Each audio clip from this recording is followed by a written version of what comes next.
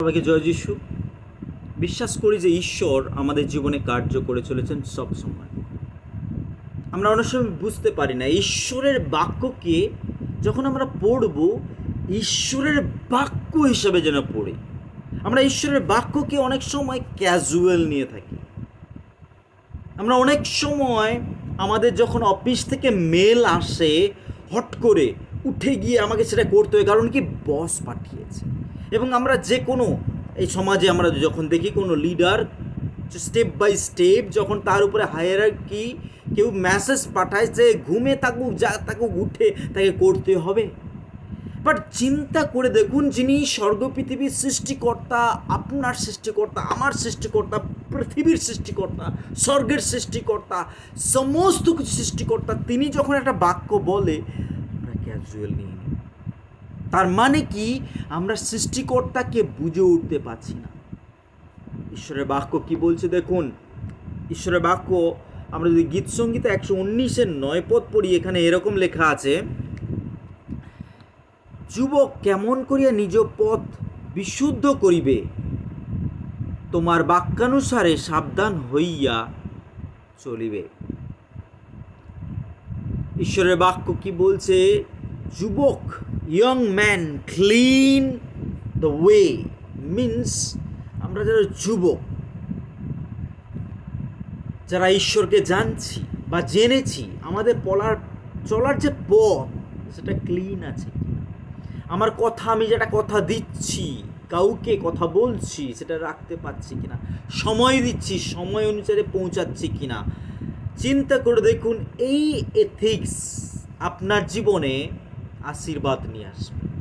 প্রথম, আপনি লোককে দেখানোর জন্য নয়, আপনি বসকে সন্তুষ্ট করার জন্য নয়, আপনি প্রথম নিজের দায়িত্ব ঈশ্বর দেখছে, ঈশ্বরকে করার জন্য প্রথম প্র্যাকটিস করুন ছোটোবেলা থেকে। যখন আপনি চাকরি পাননি, ঘরে বসে অভ্যস্ত হন কী করে ঈশ্বরকে সন্তুষ্ট করা যায়। যখন আপনি পড়াশোনা করছেন, তখন আপনি পড়াশোনায় ফোকাস দিয়ে ভালো রেজাল্ট করে ঈশ্বরকে সন্তুষ্ট করুন। তাহলে আপনার বাবা মা, শিক্ষক, সবাই। যখন আমরা চাকরি পাইনি, তখন আমি কি করছি সেটাও ইম্পর্টেন্ট। চিন্তা, ঈশ্বর দেখছে। হিতোপদেশ 6-23 পদ আমরা দেখব। হিতোপদেশ,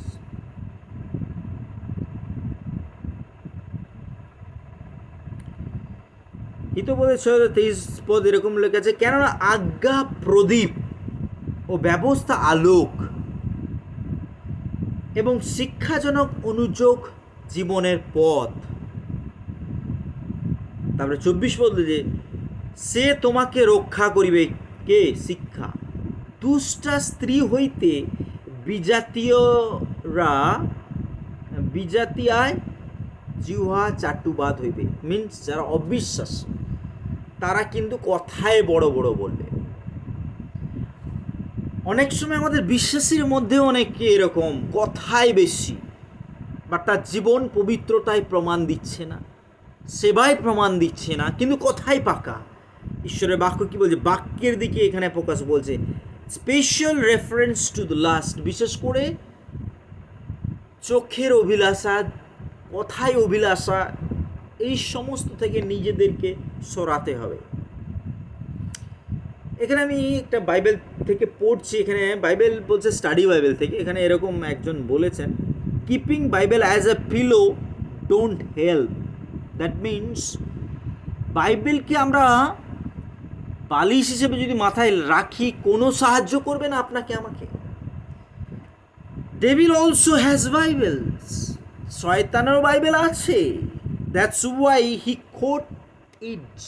তাই শয়তানও বাইবেল কোট করে। আমরা দেখেছি যিশুকে শয়তান পরীক্ষা করেছিল বাইবেলের পদ দিয়ে, যিশু বাইবেলের পদ দিয়েও তাকে হারিয়েছে।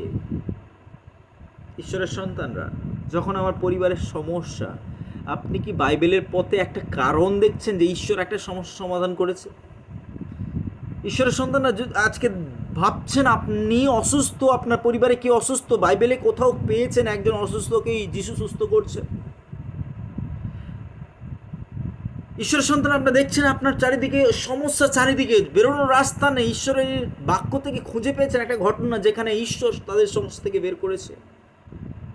চিন্তা করে দেখুন যে ঈশ্বর বাইবেলে যদি একটা ঘটনা করে থাকে, সেম কার্য করে থাকে, সেই কার্য এখনো করতে পারে, কারণ আমরা সেই সেম এক ঈশ্বরকে এখনো সেবা করছি। তিনি কোনোদিন পরিবর্তনশীল নন।